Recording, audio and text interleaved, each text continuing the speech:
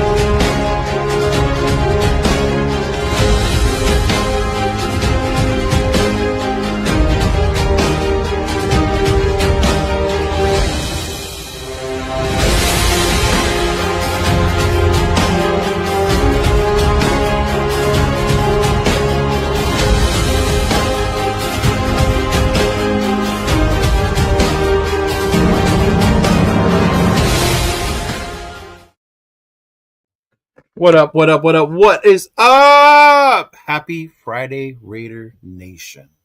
What's up, Big Will? How you doing, big dog? What's up, big dog? I'm over here eating my, breakfast oats like the offensive line for the Raiders should. They should be eating Oats. They need more than snacks. oats, dog. They need to be eating hard-boiled eggs. They need to be fucking taking what are those bars that they give the girl in Mean Girls to gain weight? They need to be eating those. They need to be eating fucking frijoles. Hey, like I need them on the tortillas, Yeah. Hey, gotta put some weight in that ass, man. Show up to Cheeto's mama's house. I guarantee you. You walk in the door, the first thing she's gonna ask is, "Are you hungry, baby?" No. The first thing she's gonna say is, "¿Qué chingados está aquí? ¿Quién es él?" Who is it? Who the fuck is that? Who the fuck is this? And make sure they take off their shoes. Yeah, man. Jesus Christ. But hey, man, what's going on?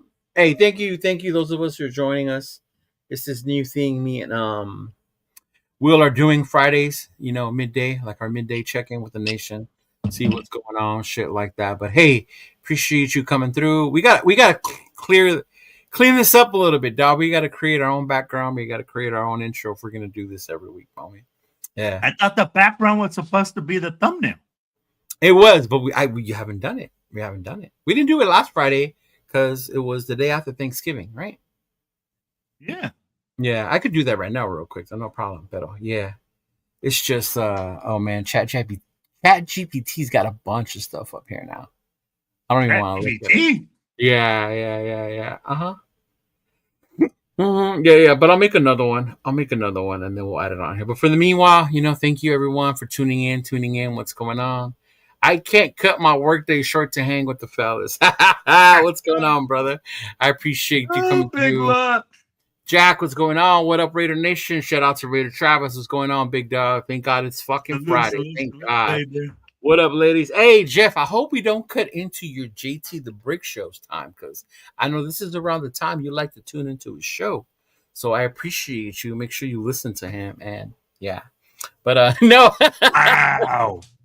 So and it's funny. I'm glad I brought it up right now because he had an interview with Pete Carroll. And I don't know if you know, Will, because I don't know how in tune you are with the YouTube or the social media side. You're more with the club side of the things.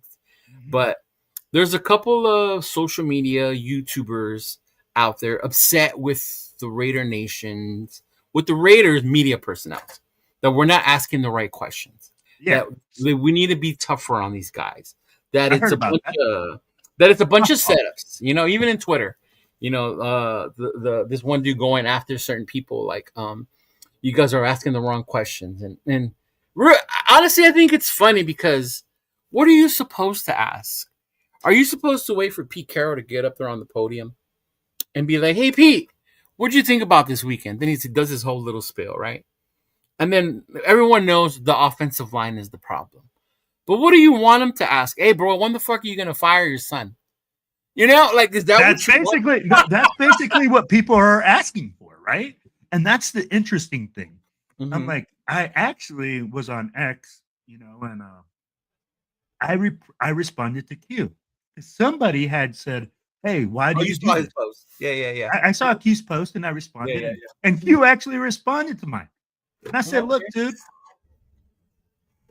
I understand. Careful, don't fuck with Q. That's my boy. No, I understand. I'm like, no, and I like support the position of saying, hey, first Uh-huh. of all, everybody as a fan thinks that these guys are just going to go up there and be like, when are you going to fire your son? You can't just Right. you can't ask it like that. They go Mhm, around and saying, hey, the issues that the team has had. What do you see here? And that's mhm, how they start going around. You can't just directly ask a coach and say, hey, why haven't you fired this guy? mhm. Why Like, not? well, and I mean, like, does it really No, make any I know sense? why, but I want you to share like why you think why they don't do that. Yeah. First of all, I'm like, as a coach, I would be pissed. If Uh you huh. ask me that, that's an internal question. If I fire somebody and I'm going to handle some shit, and I'm going to speak as a coach's perspective, we're handling that shit in house. We Right. ain't no bitches. Right. We ain't no snitches. We don't go out there talking no shit and being like, oh, yeah, no, we're going to handle our shit in house. And then guess what? Then you're going to know. Mm. But when it comes to hiring and firing, it's such a sensitive thing and it affects so many people in their lives that you have to know how to address it. You know, you have to Mhm. know how to, like, and especially when it's a sensitive subject like you're saying. And I've come out multiple times, bro, and you know I'm saying it. Brendan Carroll needs to be fired. Right. And if he was my son, You would fire him. I would, because I am a tough dad. Because I'm about my son being a man and going Mhm. out there and doing man shit and handling it. But Right. Right. again, Right. Brendan Carroll's livelihood is at the stake. He got grandkids, he got all this thing. Not But at not the only end of that, but someone's future also. You think about it. If this is yeah, your first chance, and you have the nation's a very passionate fan base, right? Very passionate. Look at how we ran Chip Kelly out of here.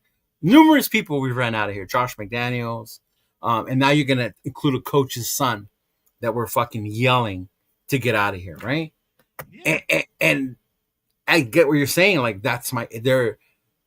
He has no future in the NFL if he gets fired like this. It's gonna go back to college and he's gonna have to work his way back, which is fine, which is probably what he needs to do.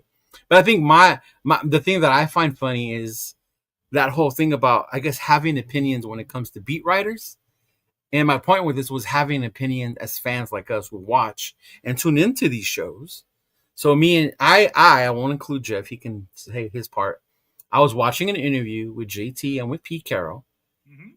and he was basically praising the two drives that we had the whole game, making it seem like it was a huge improvement. In my mind, I get it. You want to focus on what's positive. We had two drives, less than 200 yards offense. There was what was positive about it, bro? We're focusing on the mediocre now. Al Davis said, "Just win, baby, not just be mediocre." You know, and I think that's I what. love it. But because we said that, the next morning on his show, he went off about fans being negative, right? Mhm. And I'm gonna tell you something right now. And you're gonna laugh when I say that, and you don't have to answer as deep as you want to.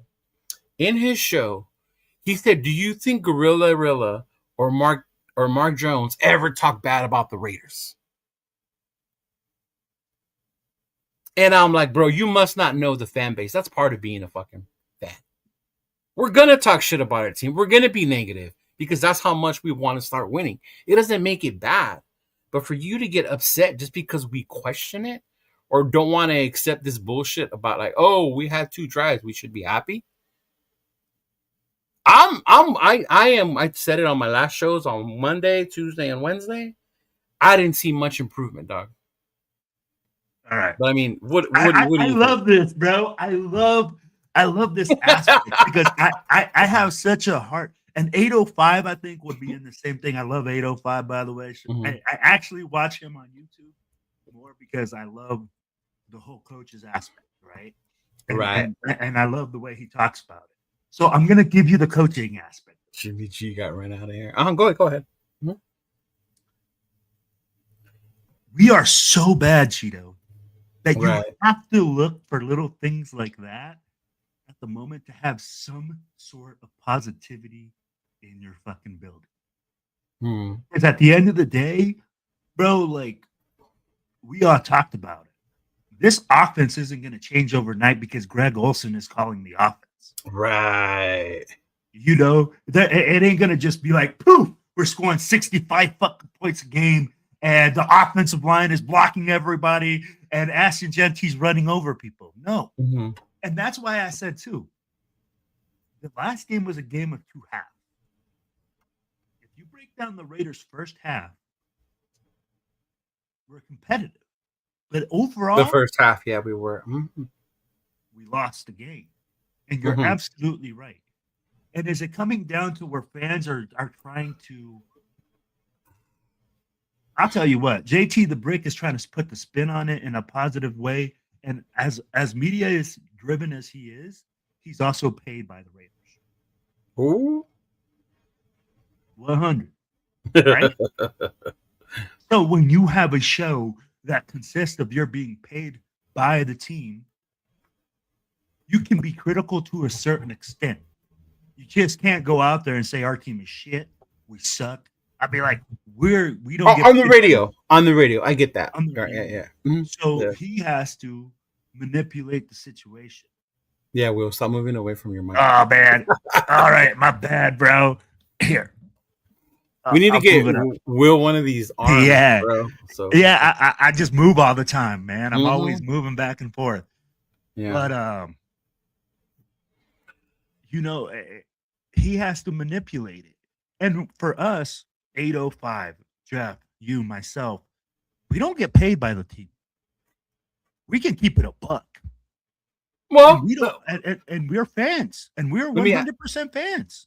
it's funny you say that because when I started this whole thing a few years back, I've encountered different groups, different people. I'm friends with a bunch of people just like you.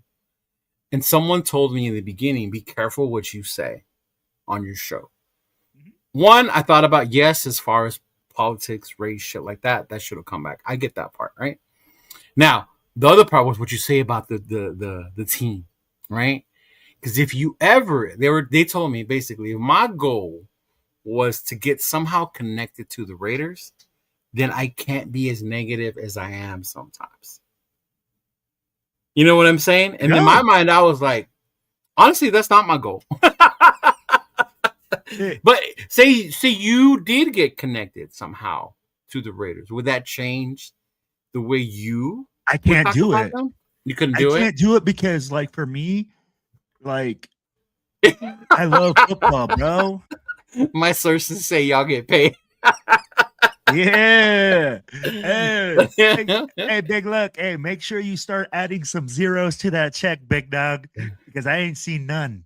Right. I honestly, Big Luck, like, and I get what you're saying, but sometimes I used to be a lot worse, a lot more vulgar. I switched to it because of the YouTube world and how it affects your show and how it gets thrown out there, stuff like that. But as far as speaking my mind, bro, I always Well, you know, and I mean, like, the whole point of you having a channel and having a YouTube is to voice your opinion. It's to go out there and keep it a 100. I'm not here to you know, say I'm gonna get famous. I just want to give my opinion.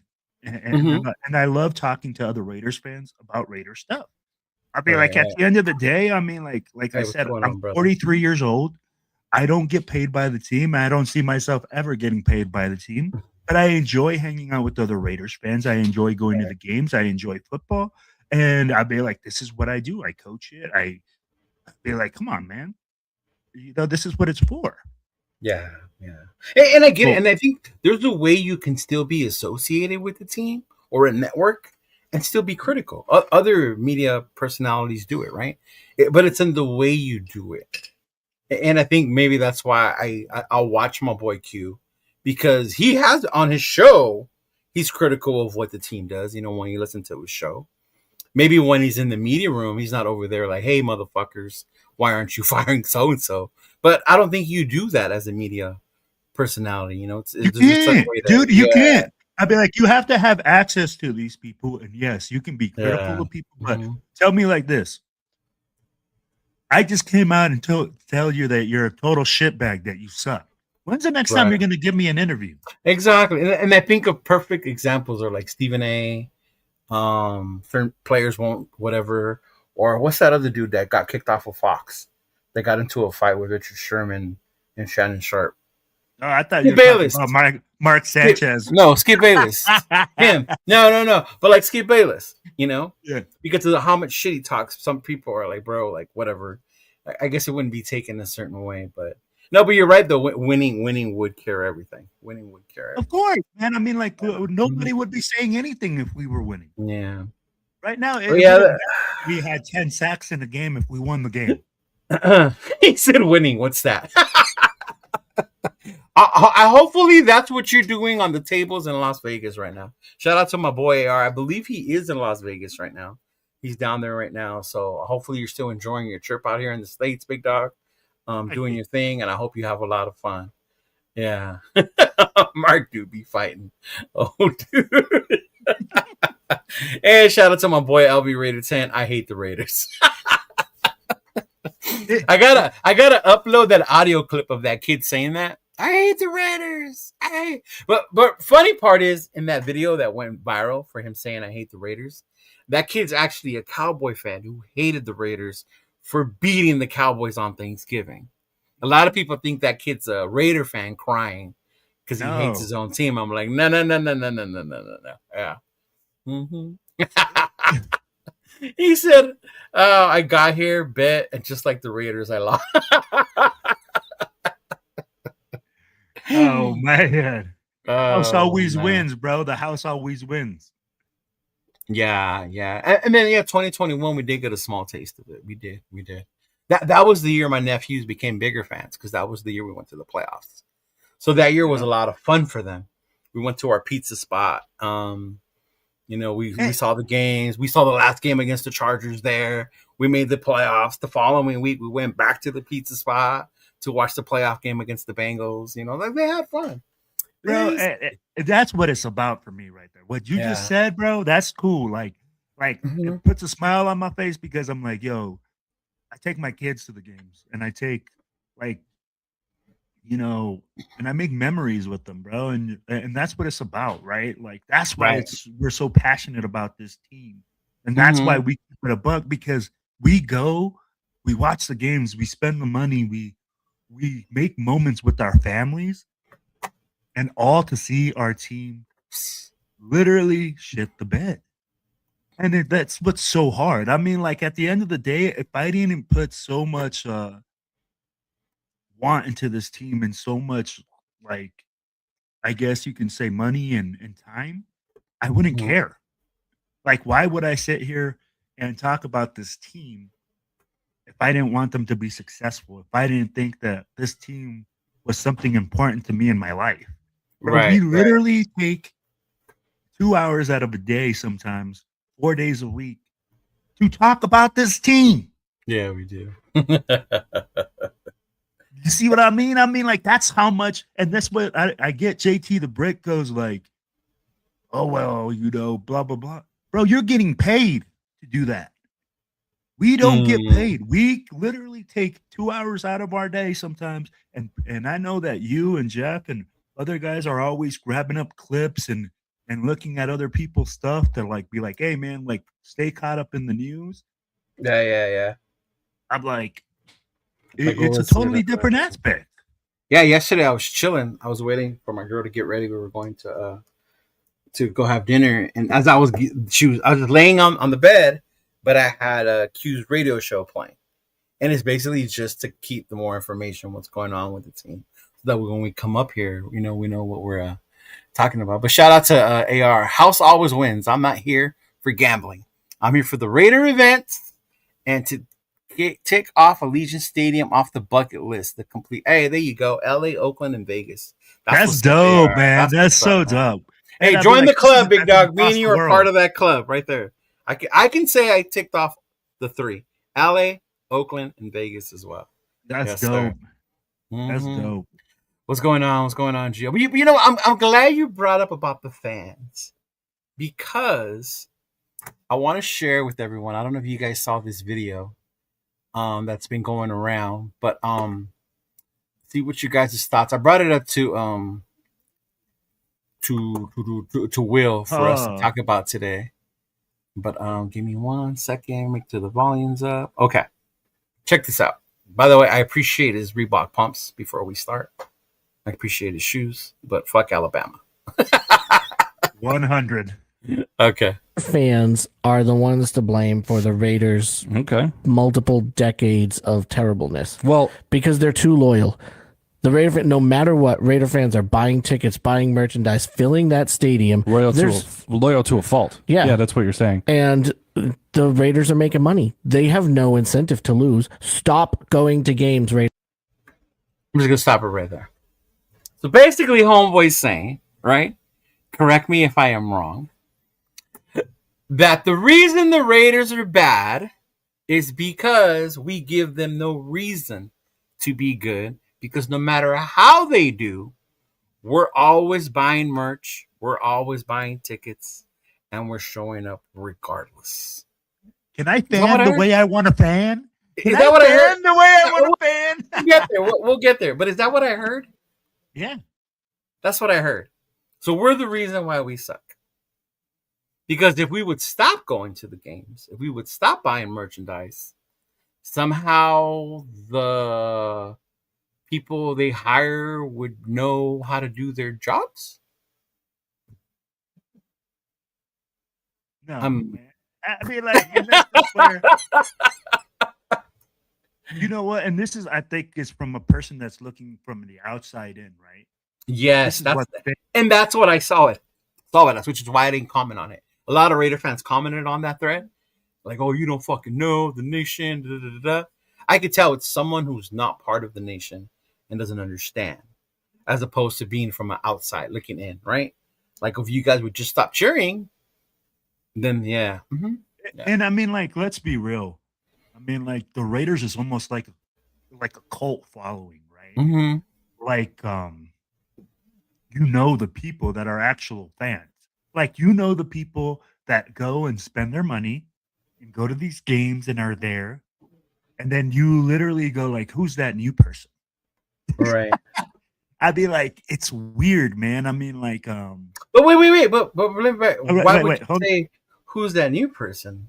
No, it's like, weird. Hey, welcome. Why is it weird? No, it's not that you're not welcoming, but you notice that it's somebody that's new and that, like, hey, whoa, like we have a new fan that showed up. Oh, okay. In a positive way. Yes, I'm not saying it in a negative way, like, oh, who's that? And we're gonna go check them. No, dude. Like, okay. Well, I'm saying like, well, like you're like, hey, like, who is? I'd be like, yo, like, oh my gosh, there's other people that travel for this team and like spend their money like me to come watch us lose. Right. I'd be like, bro, when I would show up in Boston and I'm like, oh shit, that's Mike. Oh, there's Marlene. Oh, there's Jay Jackson. And, you know, you kind of see the same people when you travel. Yeah. And that's where I'm like, I'm telling you, because and I've traveled quite a bit with this team. And that's what I enjoy do is traveling and seeing other stadiums and stuff like that. Here you go. Shout out to the super chat. Here you go. Split it with Will. Hey, I said zeros, bro. I said zeros. That's $1.99. At least make it $2, bro. Come on, man. Right. But so far, let's see what the real Dixon says. They're gonna make money regardless, which is a good point. Yeah. If you know anything about the NFL, is a revenue sharing. They share revenue with each other. Cheeto. So that's the stadium is full with the other team's fans. Raider Travis, fuck yeah, I'm loyal. True. And he might be the first Australian to do it. That's true. 100%. Wait, so once again, we're wrong as a fan base. Some people are boycotting merchandise tickets though. Now they are. Yeah. But I mean, like at the same time, it doesn't matter. I'd be like, Cheeto, like I just said. Well, Las Vegas is a destination city. It is. People want to go there and they want to like spend their money. They do and they don't. It depends on the team. Cleveland game, empty seats everywhere. Wasn't a sellout. This Bronco game, it probably won't be full either. The tickets keep dropping each day when I look up there. When you see the tickets dropping like that, that means they're not selling. Even the other away team. Right? But they're still going to make money regardless. Yeah. Mm-hmm. And that's the hard part. I'll be like, bro, at the end of the day, there's no incentive for them to win on their owner. So then does that include us talking about them? So you're wrong, Leo and Will, for having the Raiders podcast. It's all your fault. Bro, can I I'll say this. Uh-huh. When you start accepting mediocrity and not being able to criticize the team, mm-hmm. then you're part of the problem. Really? And I will say that because for me, you can't have undying loyalty to an organization without being 100% to it. Mm-hmm. And if it's like this, when you love something, you have to let it grow and you have to keep it real. And if you can't do that, then you don't love it. Mm-hmm. I'd be like, think about it with your kids or with your loved ones. If you can't keep it real with them, then who can you keep it real with? Right. So I love this team. So I will criticize it and I will think, hey, that I know better until I'm proven wrong. And I'd be like, when you come out and you say, hey, there's no criticism on the team. So if you hear, and I get what you're saying because I'm the same way. I'm going to criticize the team, but I'm going to show up regardless. But when you hear radio personalities tell you, if you're going to be negative, then give your tickets away. No, don't that's come ridiculous. to the games. Because here's the thing. That's why you're a radio personality, right? Mm-hmm. Your job is not to do anything but sell tickets and get more attention on the team. Mm-hmm. That's exactly their job. And you know what? JT has been with the team 20 years, 30 years. And again, I get what you're saying. You can't be just saying everything's fucked up because then you have to be also articulate with it. You have to articulate what you say. Right. You know, you can't just come out and talk bullshit. If you don't have any facts to back it up, then people are going to call a spade, and that's why you say, hey, watch what you say on this, right? Because it's recorded. It's on YouTube. Mm-hmm. Bro, you'll be able to bring back what I said 3 years ago. Yeah. So what I would say is this. If you can't criticize the team, if you can't keep it 100 with your team, then what are you actually doing? I mean, like, are you really call yourself a marketing director if that's what you're going to be. But if you're a beat writer, if you are a guy that is a journalist, and that's what you consider yourself, then be one. Right. Be informed. And I love reading articles. I mean, like, lots of great articles are written by guys. Hell, I didn't even know one guy that wrote articles lives right down the road from me. Really? Yeah, a lot of people don't really read that many. Like Mo Moulton, he does a lot of good articles. He's on Silver and Black today. He does a few. I like Vinny when Vinny does his. I like when Vinny comes out with his too. Yeah. And you have to read, man. And this is the thing with people. Yeah. All the information they want it right there on video or on audio. And take a minute, read an article, look at who they're freaking stating, what articles they're using to get this information. Well, I mean, that way, speak on that. That part is getting tainted, and it's probably a whole nother issue. But I mean, with the whole social media trend, nothing has to be validated anymore. Nothing has to be confirmed or cited. Motherfuckers say shit. I saw it on the internet, and motherfuckers swear it's true and it's law. It's 100 without doing their own research. That's why you have to do your research. Yeah. You don't have to, because you can come up here, start a show like this, make up some shit, right? And then go viral and say, well, what's his name? I saw it on YouTube. They said, don't Mitchell Reds me, bro. I'm saying, I didn't say that. I didn't. Don't Mitchell. But here's the thing. No. And like, here's the thing, right? You get all these famous YouTubers from that they're getting paid by big organizations to do this. Tell me what big YouTuber you see that is like a self enterprise, like their own network. And that's where those are the guys that can be critical. And those are the guys that come out and they have good shows because they're independent, because they're self made, because they're not standing behind some large corporation that pays their checks. Yeah. And that's where we're all trying to be, right? Self made. Hey, this is what we do. Oh Hey, man, Alec, this is a good one. I like this luck. one. Shout out to Alec. He's a JT totally corrupted by not wanting to be negative, right? To keep everything all good with his team sources. And I'm glad Alec brought that up because in the beginning of the season, me and my boys, like the Raider Syndicate, whatever, we had our hesitation about Genty, about Carroll, about this O line, right? About whatever, everything. And we used to get blasted about being so negative. I'm going to stop watching y'all because you guys are so negative. You guys were positive when AP was here. Why are you negative now when Carroll was here, right? And I get it. But it wasn't being negative, and I'll talk for me. I wasn't being negative just to get attention or the argument or the retraction. It's because I didn't believe in what I was seeing with the changes. I didn't believe in them. You know what I mean? I didn't believe that we made enough upgrades in the O line to protect or make run lanes for Genty. I didn't believe in the wide receivers that we had. You're relying on two rookies, unproven rookies, right? One based on his height and his size and his speed, and the other one because he's a cool story from LSU. You know, but when you go negative, I get it. In the beginning, it's hard to accept. Now that we're 2-10, 2-9, or on our way to 2-10. Now everybody's like, okay, now it's cool to be negative. So, like, when is it okay to be negative? For me, and then that's a difficult balance because my wife will tell you that I always think about the negative first.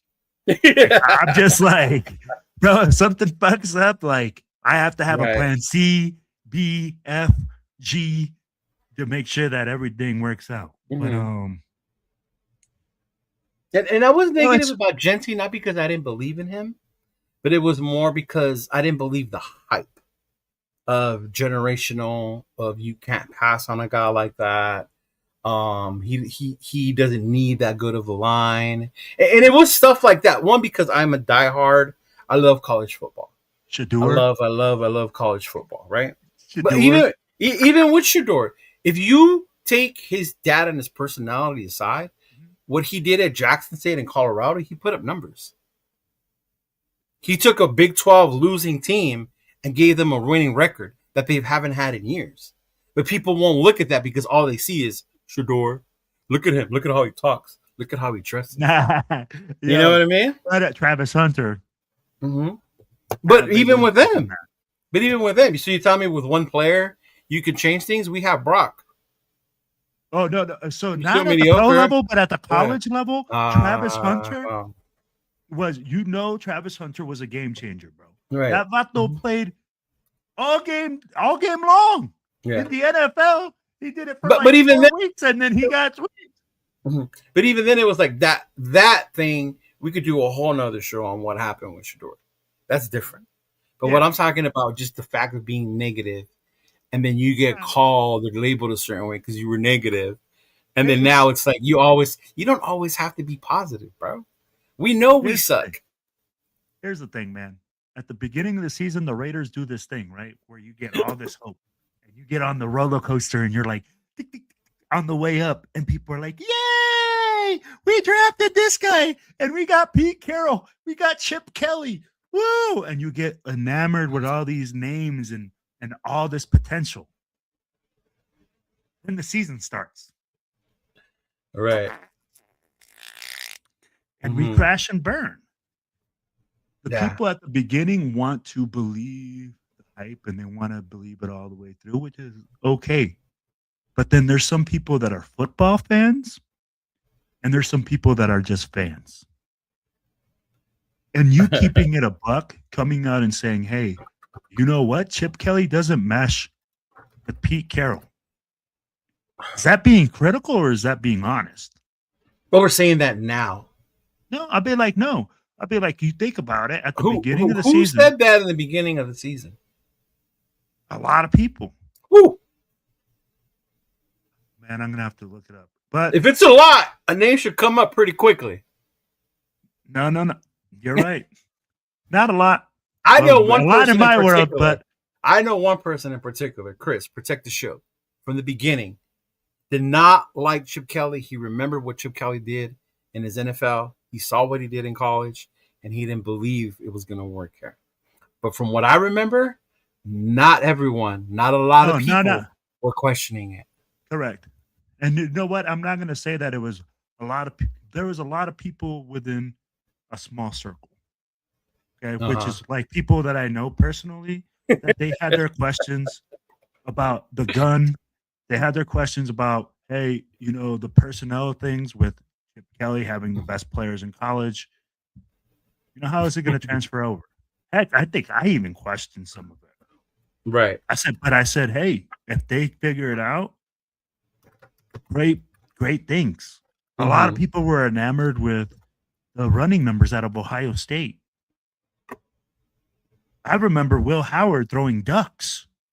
They didn't need a quarterback in Ohio State. Right. They had the two running backs. And people were like, and amazing wide receivers.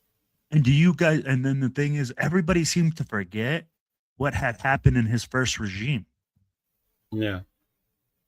How the Eagles were like high flying for a while and then nothing. And then he had to go back to college.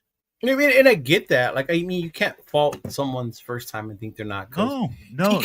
Pete Carroll fucked up his first time around. And then he went to USC, got that going. I don't disagree with you. So, yeah. But I mean, like, and you do have to, but there, you have to look at all these things. The thing is that everybody lives off. That's easy to say now. My thing was, in the beginning, nobody was saying that. And then we go back to the social media bullshit. The minute Kelly's gone, then these reports come out about Kelly not giving the thing, right? This is a fucking media spin, bro. That's you what know I'm this, saying. and I know this, and this is why we talked about it. Yeah. You know when people are lying to you. Yeah. You know when people are going out. Yeah, he does have a dictator personality. It looks like. Oh, bro, he rubbed a lot of players the wrong way. When he rubbed me the wrong way was when Jackson Powers Johnson came back, and he played his first game, and he had a great game, right? And we were all talking about what a good game he had. And then the media, the people in the room, asked him about Jackson and the game he had. And Chip was like, "Don't let Jackson hear you say that. His head's already big enough." You know? And I was like, damn, like, you can't even praise your own boy, JPJ, for coming. And it's like, at that point, I was like, oh, that's that old Chip fucking mentality, bro. Like, you still the same, motherfucker. Like, here's the thing. No. Chip thinks that, like, in Chip's persona, bro, like, he's rubbed people the wrong way at every stop. At UCLA, he rubbed people the wrong way. In Philly, he rubbed people the wrong way. So tell me, why would you bring that into your locker room for knowing that this guy doesn't have a type A personality? You know, he has a type B or a type C. That doesn't mesh in your locker room. Yeah. Yeah, and again, this is where I go back to saying at the beginning, or what I said, last show or at the beginning of last show. Bro, this was just dysfunctional as fuck. We hired an offensive coordinator without talking to the head coach. The head coach has a different vision from the GM. Everybody has a different vision. The defense is even different. Yeah. I'd be like, Pete Carroll has a different vision for our defense than Patrick Graham. What up, Bueno? Mm-hmm. So, and I agree. Shout out to Raider Travis for being positive. The only thing the Raiders have given us to be positive is 2 games with no interception. And that's hard, right, bro. And you know what? Travis asked me something. What's the odds of Geno Smith going 3 games without an interception right now? Well, What's you the would have to odds? start over. Well, yeah, because last week he had an interception. Yeah. So what's the odds right now of Geno Smith actually making it 3 games without an interception? Carroll, the head coach of Ball Blame, goes back on him. 100%. Yeah. Mm-hmm. And why can't you be critical? Here's the thing, right? Every fan has a way to fan. You always told me, can I fan the way I want to fan? If I want to wear a Raiders hat during the season, yeah. And Yeah. guess what? You're entitled to your opinion. You're entitled to the way that you want to fan. Mm-hmm. If you want to be critical of the team, go be critical of the team. If you want to be all freaking honky dory and everything's unicorn and rainbows, and the Raiders are going so much better, and we're going to improve, fantastic. Right. But at the end of the day, we're all going to know it's bullshit, and we're all going to know what's true. But hey, let people fan the way they want to fan. If you want to be critical of Cheeto for, him coming out and keeping it a buck, then hey, be critical of yourself for not keeping it 100 and just being a fan. Only about the Raiders, yes. But you can't have it both ways. You can't just be like, hey, you have to be positive. Oh, what the fuck are we gonna be positive about? We're 2-10. Two touchdowns by Brock Bowers. That's sweet. And you know what? 2-10. That's all we gotta say. What the fuck was is at the game. positivity? I was at the game. The fucking first touchdown, fucking amazing. Fucking amazing. Like I told you guys on Tuesday. I think I luckily have been able to witness 2 of the greatest catches that I've ever seen. One was the Michael Crabtree one in San Diego, and then this one is fucking another one, bro. Like that was a fucking insane ass catch, right? And I was happy. But that doesn't mean that I'm fucking horrible, because when I come back and I talk about the game, I still want to talk about the dysfunction because I still see it. There's no rhythm in the offense. We still can't get run lanes 100%. Our best option to get Genty going is by dumping the ball to him on the side on the pass game, as opposed to handing off the ball to him. The best option to get Genty going is praying to Jesus, hoping that one play breaks open. Yeah. It's because we're an organization that nobody wants to go to. We can only overpay for coaches that no one else wants. No team wanted Pete, and we overpaid Chip. That's our life right now. And that's true. Yeah, that's true. Yeah. Hey, thank you, Travis. Thank you. Let's be positive about Cheeto's big-ass Raider hat. Thank you. You know how much shit I get on social media for wearing that hat? People talking shit about a grown-ass man wearing a big hat. But everybody wants to take pictures with you. Hey, everybody wants to take pictures with you. And here's the thing.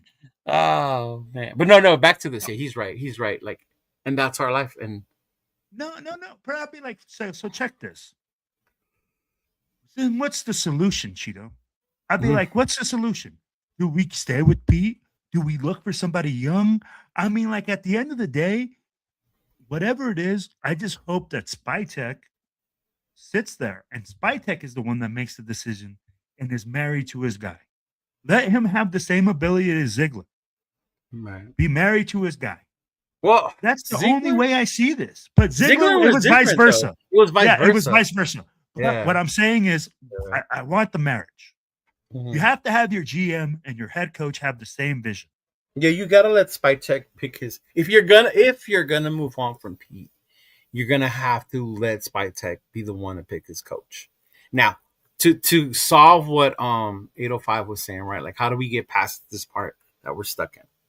You have to create a scenario where coaches are gonna come in here and know, one, they're gonna get more than 1 year, right? They're gonna have to get more than 1 year to fix this, and two, that they're gonna be able to create the kind of team that you want to. And how you do that, one, we're in a good position with the draft pick, right? You already have certain weapons on your team. You have Max Crosby, you have Brock Bowers, you have Ashton Genty, right? You have those three. If you're a big fan of him, you can see you got JPJ, right? You see you have those. You have Colton Miller. Yeah, you have certain pieces.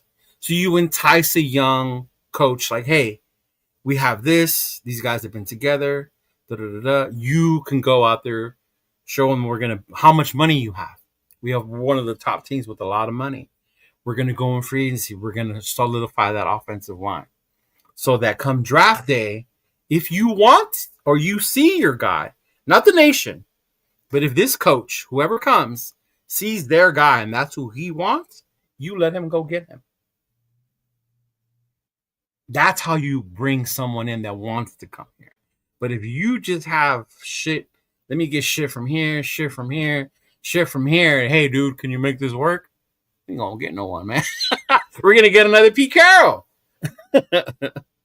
Man, and here I thought the solution was just to bring him to Vegas, let 805 take him out on the town, and make sure that we sign him in the morning before 805 lets him go. Right. But I mean, like, so what I would think is this.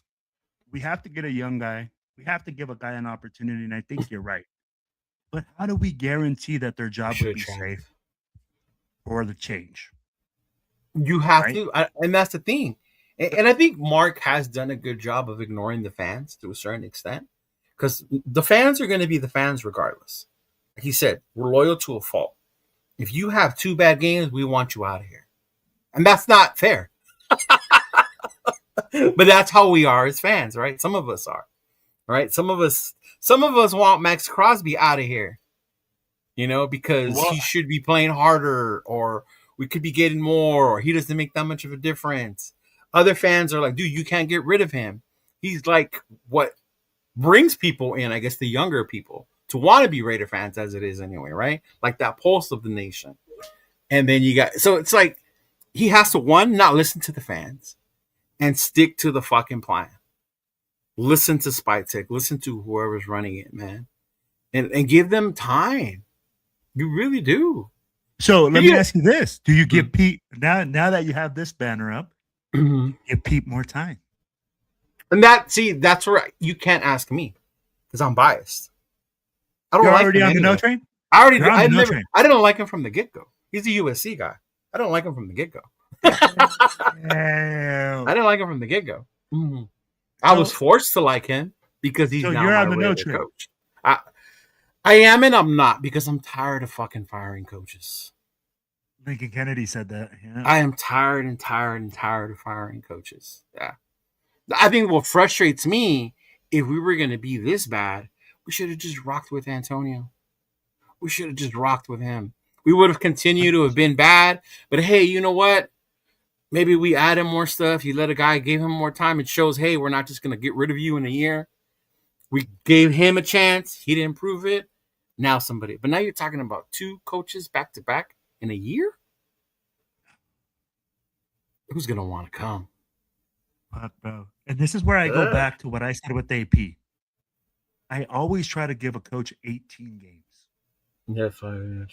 Yeah. At least 18, or I mean, like it would be a season and a half. Sorry, 24 games. To see what they can do with the program. And that's what I wanted for AP. And it was tough, right? Because we're losing. And right now, I ask myself, do we give Pete another at least half season to see what's there? To see some sort of resemblance of unity and freaking some sort of just stability. Because to fire another coach, that shows so much more instability, right? Bro, but I have to see something at the end of the season. I think the hard part is because everyone knows what the obvious problem is in the offensive line. And I get it. Even 805 said it. You're putting together an offensive line with players or pieces that wouldn't even be backups on another team. 100%. Right? Some of these guys wouldn't even be backups on another team. And you're trying to piece together a starting 5, bro. The crazy part would be, though, like, his son. If he was to get rid of his son, maybe the nation would be like, okay, cool. You saw the problem. You're willing to improve on that. You're willing to bring somebody else in that's going to know what they're doing when it comes to that, right? And yeah, but I don't know. It's hard because I don't want to keep firing coaches, man. I don't. So I'll ask you the same question that I heard earlier today. If you bring back Pete, do you make it conditional upon him changing Brennan on the offensive line. But then that goes back to what you're saying about when you bring your guys, you have to let them do things. At that point, you're telling him what to do. You're not letting them coach the way they want to. But Does that here's the make thing. sense? Uh-huh. Yeah, here's the thing. I'll take a drink. Every time 805 says, here's the thing. He's rubbing off on you. See, 805? You're rubbing off on people. Bro, and that's so funny that like you say it because I'm like, bro, literally, he's probably one of the few guys that I watch on YouTube because I don't watch YouTube. Like I even tell you, I'm like, who? Yeah, big and luck. who's talking? So I actually watch his stuff. Wait.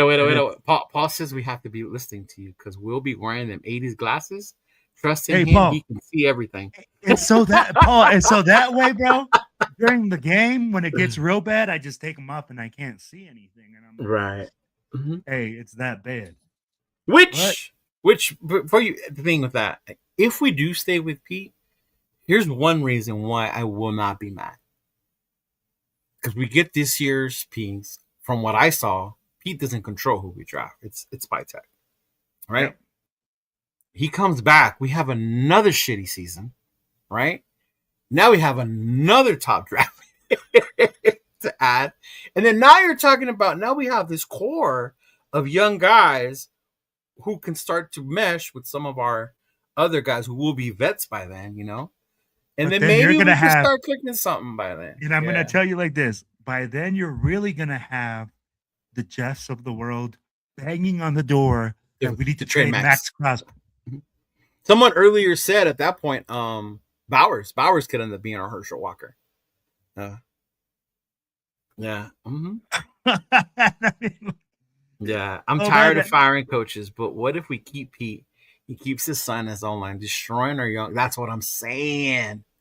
Like, if we keep him, bro, I can see Jackson Powers getting even more messed up. Like, I literally think they ruined this kid. That's again. That's why I say, and you said, Will. Like that's I know, big look. That's what I'm saying. That's only if I want another shitty season with, and that's not even looking forward to the games, dog. I'm just looking forward to the events at that point. Right? Like I think, shout out to Mike, Raiders Against the World. He already sent out his post for next season, right? The four locations. Yeah, his four. He's already over there. It's Boston, New York, Glendale, and then what was the other one? Santa Clara. Santa Clara. Yeah. So Mike's ahead of us already. But I mean, yeah, bro. So with us firing, see, look, 3 years of Pete, 3 top 10 peaks. Nah, I don't see that either. So I'll tell you like this: 3 years would be a long. You have to keep Pete. You have to. You have to. You have to almost at this point because who you're going to bring in? Man. Who's going to come in and you really feel? I mean, there's coaches out there. There's what coach do you think that can come in and change this program? LaFleur, Kubiak. Are they available right now?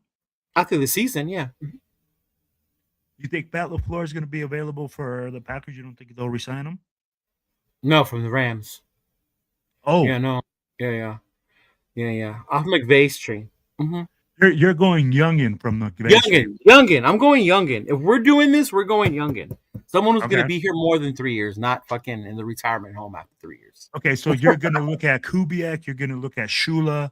You're going to look at the other guy. Dude, so I'd be willing to give Saleh another fucking chance.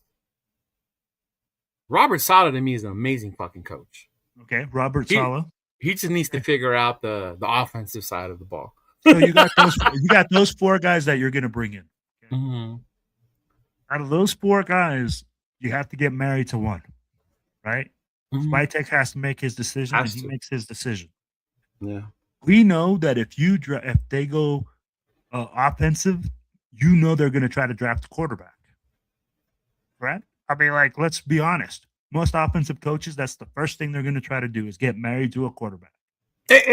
And with that being said, I want people to remember something because every time we ask someone, how do you fix the team? It's get a quarterback, build the O-line. Free agency comes first, y'all. Free agency comes first. So we're all going to pray to the little Hulkamaniacs all over the world that in free agency, Spytek and company fix this O-line so that come draft day, then we can go get the fucking quarterback. But go ahead. Yeah. Mm-hmm. So we say, hey, you draft a quarterback, you draft some O-line. I'd be like, this team isn't even ready, Cheeto. What? For a quarterback.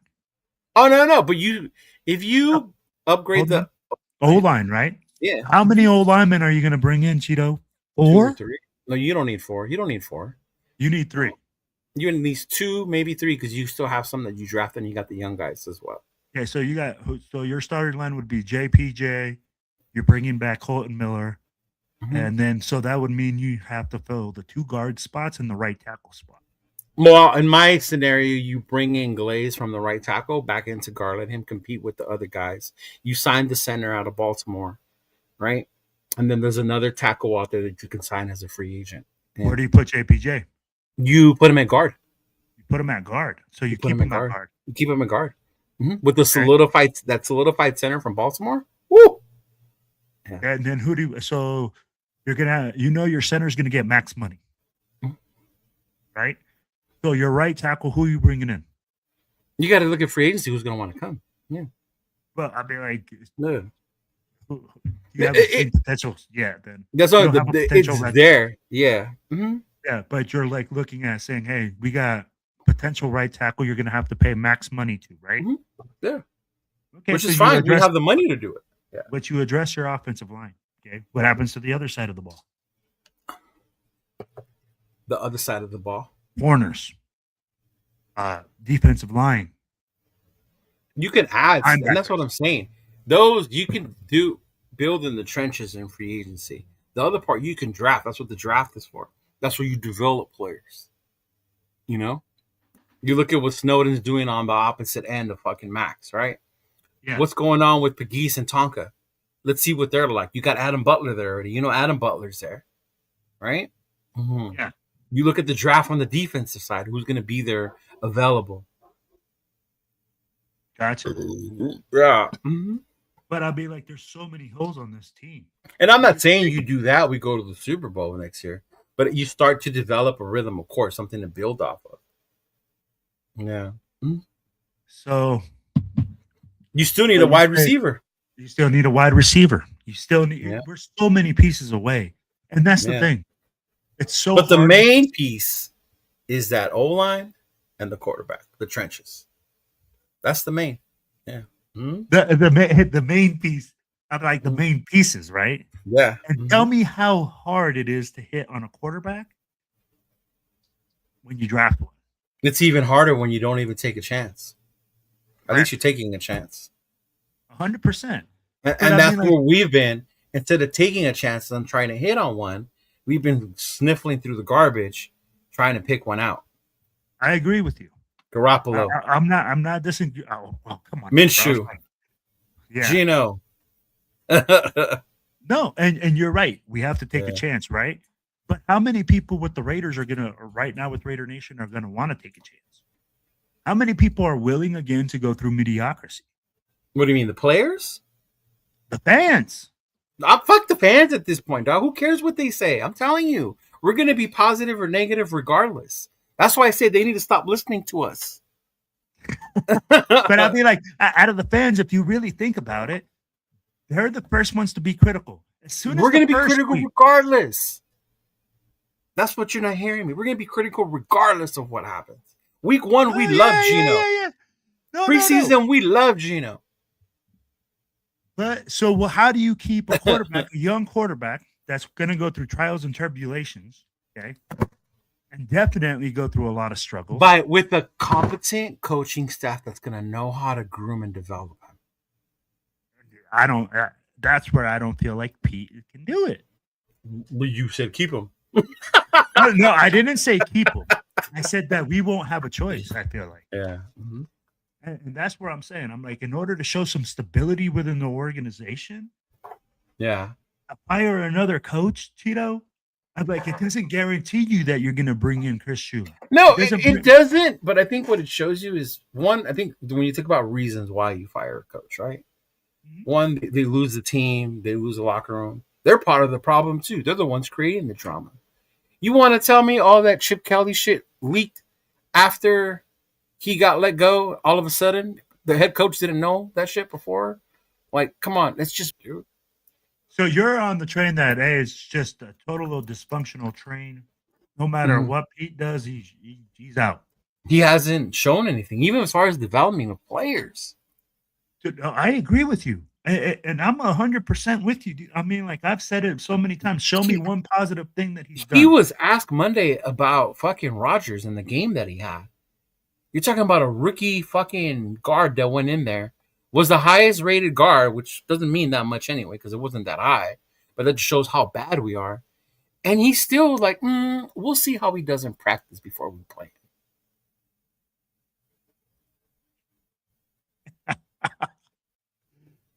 That right there, that's what gets me, right? I don't. What about your wide receivers? They're not quite ready yet. We haven't been ready for the whole season, Pete. When are we going to be ready? And that's the hard part, right? And I'd be like, and I agree with you. I mean, like I've said it so many times now. Show me one thing. Show me one thing that he's done. Nothing. Him, nothing. I haven't seen anything. So you say this, and then we fire him, right? But then everybody's going to go, well, how do we prove it to the next coach that, hey, you're going to be the one? You're going to be the one that we're going to ride with. When we just got Pete Carroll, who has all this accolades. Accolades do not. Time passed you by. No, correct. I'm not saying, but I'd be like, remember, you're selling this to another coach. You're bringing in a young guy and telling him, hey, I'm going to give you time. Yeah, but you just didn't. At you that just point, said that to the past two coaches. No, you don't know what they told Pete. Pete came in here and out the same one. We weren't in a high draft position. Bro, right? they gave him 3 years. 3. And everybody kept saying with maybe 2 third-year option. Nobody expected him to be 3. Well, nobody thinks he's going to be alive. The offensive coordinator got more years than the head coach. What did that tell you? Because they thought that this guy was going to kick the can in year 3. He's going to be 77. You fell for the banana and the tailpipe because Pete Carroll was a facade to let you know, to give you hope that we were going to do something because of that man's accolades. When he wasn't going to do shit. He wasn't going to do shit with this fucking roster. I fell for him changing the coach. I'm not going to lie. And he made the coach. Here's the thing. I never said that this team was going to be a championship team, though. Remember, we all talked about it at the beginning of the year. We said 8 wins or 10, and then I think I went down to 8. So we never said. Hey, I told him already, Jeff. Yeah. Don't forget Leo's reply. Oh. He called us dummies. Yeah. Damn you, dummies. Okay, JT. I'll be like, yo, we all know you are bought and paid for, JT. That's the way that it is. Will just got himself in trouble, y'all. I can't wait to Houston. Bro, hey, who signs your checks? That's all I gotta say. But, can this be how? And yeah, see, this is what I was saying. How Pete tanks and gets under coaches that he wants instead of someone else's coach's choice. Yeah, I don't know. You have to be able to sell it, and that's with Spytech. You let him choose his guy based on the relationships he has and he's developed. You know what I mean? Or even with Tom. It's so hard for me, bro, because like you're not even talking about just bringing in a young coach. You have to bring in a young DC, a freaking OC, or a guy, a staff. You have to bring a whole team. It's not just one guy, and that's where people. Well, and then that's the thing, though. Once you do get that coach, you let him pick his staff, not assign his staff to him. And I'm 100% with you. Even to Pete's credit, if the stories are right, he didn't get to pick his OC. He didn't even get to pick his DC. Yeah, his DC was the guy that was already here. So tell me, how is that supposed to function? You don't pick the stuff. You get told who you get, and then how your is it teams supposed don't to mess function? up.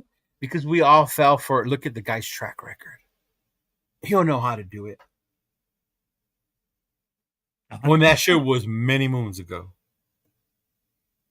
You know what was the last thing I remember from the Seahawks Steelers, Pete Steelers? Yes. The last thing I remember, and it stays in my mind, is Marshawn Lynch laughing in Pete Carroll's face.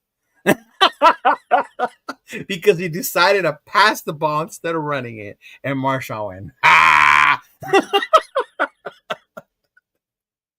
You know, There's no But, so, oh, bro, and man. that's the hard part is that the things that we talked about are the only solutions, right? You either bring in a young coach, or if you do keep Pete Carroll, you have to tell him that he has to fire his son. I'll be like, let's be real. Though. I'll be like, are those the only two options you see, Cheeto? I mean, what else? I mean, like, I don't see a plan C. There, yeah. I mean, there's what more? What else would there be besides that?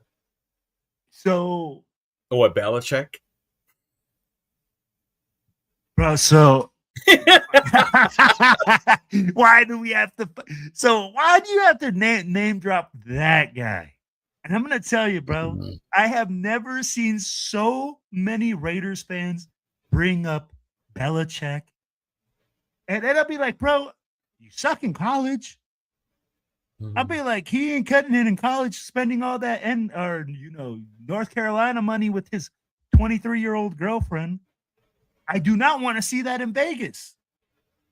Bill Belichick with this 23-year-old girlfriend. Bro, Yeah, there definitely be more tomorrow, man. Y'all check it out. This right here, Ohio State, Indiana. Watch that shit. Watch that shit. Watch Alabama versus Georgia. Watch that shit. Watch that shit. And then, of course, love me some Raider Will. Look at this. That two pays Will's checks right there, y'all. Look at that. Love me some Raider Will. No. Hey, send some more zeros, bro. Yeah. Freaking. But hire a new assistant line coach. Yeah. Well, no, bro, you can't hire anything right now. I'd be like, at this point. I mean, right now you can't because the season you can't do it mid. It makes no point mid-season. Makes no point right now to bring any other coach to say this guy. They did the right thing by promoting Greg Olson to say, hey, just fucking manage the ship to the end and fucking just don't crash land us somewhere.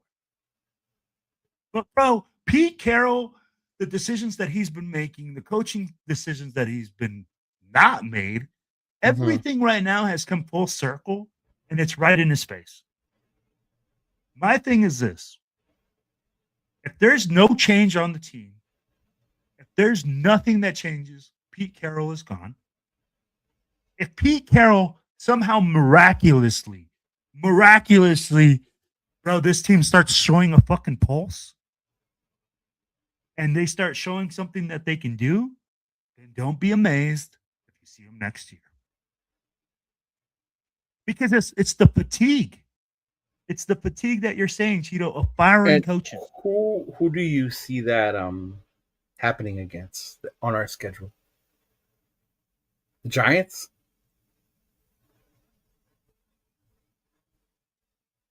Ain't happening this weekend. I hate you, bro. I'm like, I don't know, bro. Like, you ask all this, I don't know.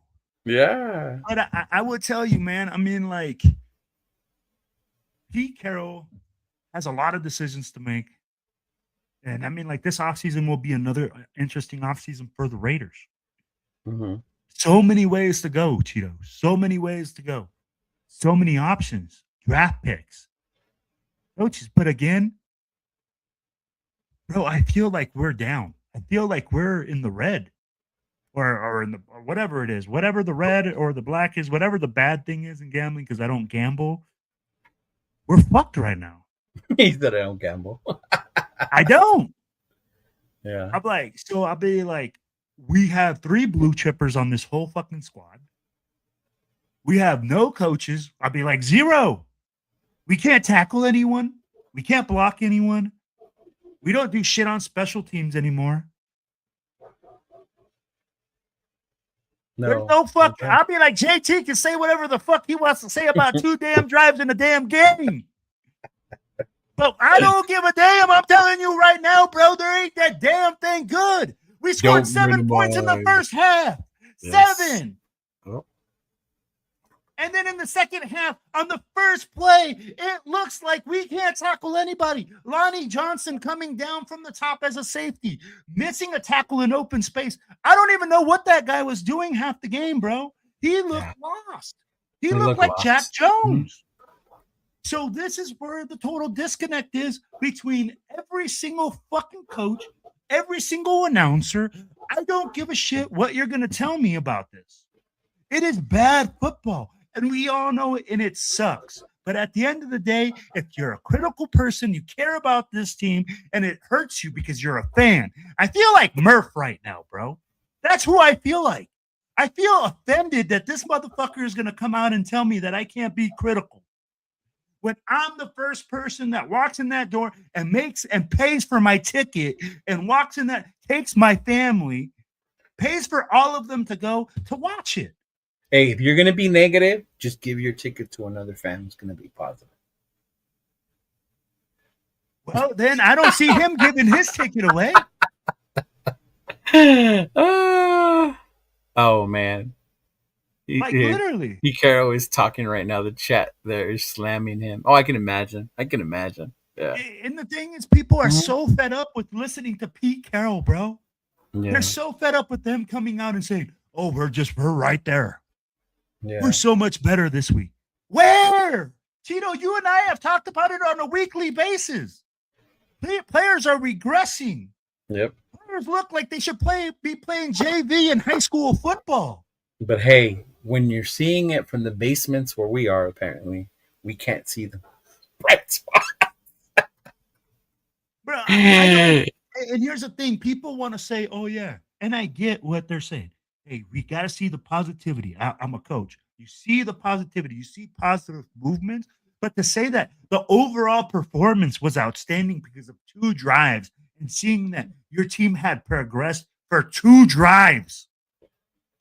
2 drives the whole game. Yeah. Don't even get me. What you pay for. I won't even get you started on the math that if we would have kicked the field goal here, the field goal there. You know what? Hey, that's the thing. Shout out to my boy Will Ferrell. Jags got rid of their whole staff besides special teams coach, and it worked out. And shout out, and this is what I mean by if you have a core of players and you bring in the right coach. Jacksonville was a dream place to go for a new head coach. They had their quarterback in Lawrence, regardless of how you feel at him, right? They had a good running game. They have a wide receiver. They have the coach. And you know what? To you, bro, you ask who wins, Jags or Colts. I hope the Jags win because shout out to Jacoby Myers. I hope he is successful over there. We did not deserve him. I hope he goes successful and he balls out for y'all over there, man. Mm-hmm. You got to get a real coach. Man. Yeah. Liam Cohen was one of the coaches out there, man. Mm-hmm.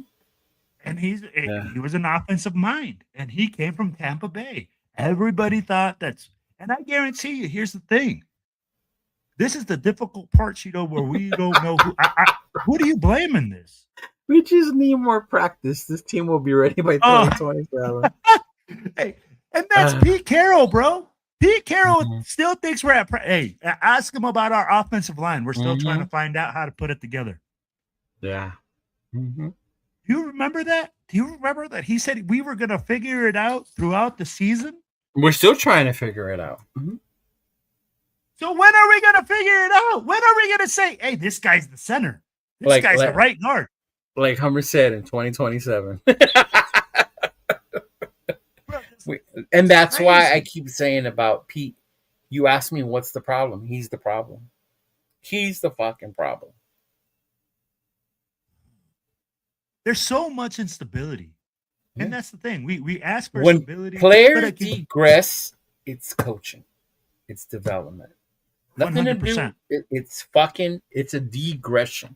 Right? Nothing 100%. About the scheme is too wild for them. Nothing about the fucking this is too much where they can't understand it. The way these guys are degressing, where they lack, you said it earlier, fundamental football skills. It's coaching. There's so much wrong with this coaching, but I don't understand. I'll be like Cheeto. Oh, well, you don't understand how it happened because of his track record? No, I don't understand how it's so bad. Because I'm going to tell you, there's a reason Seattle ran him out of fucking Seattle. 100%. 100%. There's a reason Seahawk fans were telling us, good luck with Pete when we got him.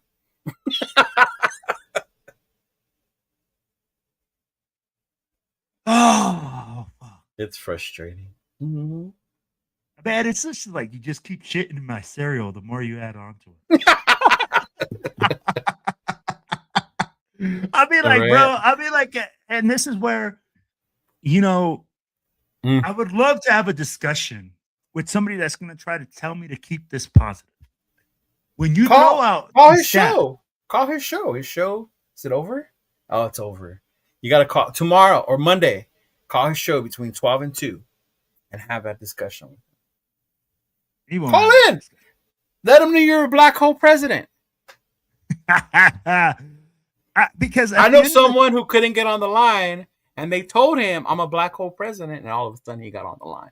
Let him know you're a black hole president. really, Mm-hmm. wow, who's fancy like that? I mean, you might get hung up on once you start being negative. We'll see, but Like, no. Here's my thing. Like, and Uh-huh. I'm not, and I would sincerely ask this, and I'm going to ask the chat right now, and I'm going to Yeah. ask everybody, what positive thing can you say about this season? I'll be like, can you say anything positive has come out of this besides getting a high draft pick? Where? And can you expect fans to be positive out of mediocrity? And this is where that one video that you had came into effect. If once we as fans start letting mediocrity be okay, then are we really fans? Because we don't expect our team to win. Yeah, but I think we're at a point where we understand, we know they're bad, but we keep showing up because to us it's more than about the game. Like we're going to Houston, but we're not going to Houston thinking we have a chance to beat Houston. If we win while we're there, it's going to make our trip even better, right? Mm-hmm. But we're going there because of the nation. And that's why I tell people Raider Nation is more about than wins and losses. If we win, it's fucking great. If we lose, god damn it, that shit sucks. Right? But it's more about the wins and the losses when it comes to Raider Nation. Right? I'm gonna get to meet the people that you know down there that we've met in meetings, in the chat, from Texas, from fucking down there. Shit like that. So just stuff like that, it's what makes it different for us. Yeah. Because I don't see any other fan bases that rock like that. There isn't, and this is why it's so different, and that's why people don't understand. Yeah, I have a buddy. He's a Donkey super fan, and I'd be like, he dresses up and does the whole costume thing and all that jazz and whatever. But he even tells me, he's like, you guys are so different.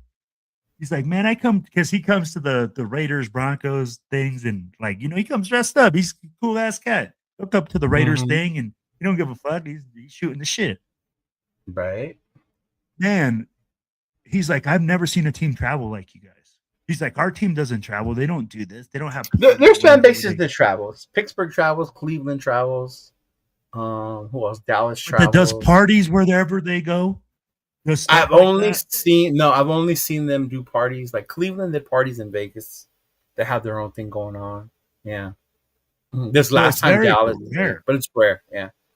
So people were like, "Yo, Bills do travel." Yeah, Bills Mafia does travel. But I'm just Bills saying, like, Mafia. but people look at that and they go, like, "Man, that's so different." And that's what makes Raider Nation different, man. It doesn't matter that our team is good or bad. We travel because we want to, like, we support our team, and we just have these memories that we make with each other. He said we have 2 games where no interceptions and Leo wore a big ass hat. Oh, come on, man. Hey, then why is he not wearing that big ass hat every game?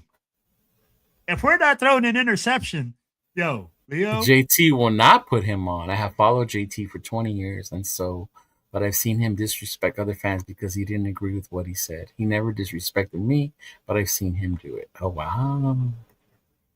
If we win, you'll be happy until you see our updated. Exactly, 805. And I will be okay with it. I will. You know me. I don't give a fuck. Dude, and here's the thing. Does the draft position really matter? I'm going to ask you that, Cheeto. The reason I say this, because I feel like regardless at the end of the day, you have to use those draft picks. You have to be able to develop those players. You do have to, but who will be available to you in those positions is where it matters. You look about the draft 2 years ago, when it was Caleb, Jaden, and Drake May. How cool would it have been if we were in one of those top 3 to get one of those 3 guys? But we weren't. We were in the teens. Okay. We landed Brock, right? We landed Brock, which was good for us. But at the same time, it's like the position does matter sometimes about who you can and cannot get. Houston, that year they're the ones who traded, right? Fucking Carolina moved up to number 1 from Chicago. Houston was there. Houston saw that draft as, you know what, we're gonna get Will Anderson, but we're gonna also trade up and we're gonna get our boy CJ Stroud. So they got 2 of the guys that they wanted to be part of their core now. Yeah. So I mean, it does. One thing I also hear from you is that you have to know the players to draft. You do. You have to. Right? Yes. Yeah. But that's what I'm saying. Like, as much as people will say with the quarterbacks, you have to pick your guy. So Houston at that moment saw CJ and said, "That's our guy.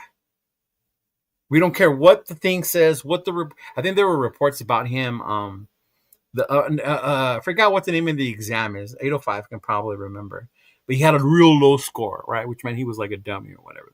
Yeah, right. On the Wonderlic. Yep. There you go. Some shit like that, right? Yeah. Just all this shit came out about why you shouldn't take CJ Stroud. Houston said, "Fuck all that. We're moving up. We're getting our guy." But then it can go the other way too. Carolina did the same thing. They moved up to number 1. Saw Bryce Young. That's our guy. So it just depends on who you want, and you have to take a chance with him, and that's who you're gonna fucking rock with.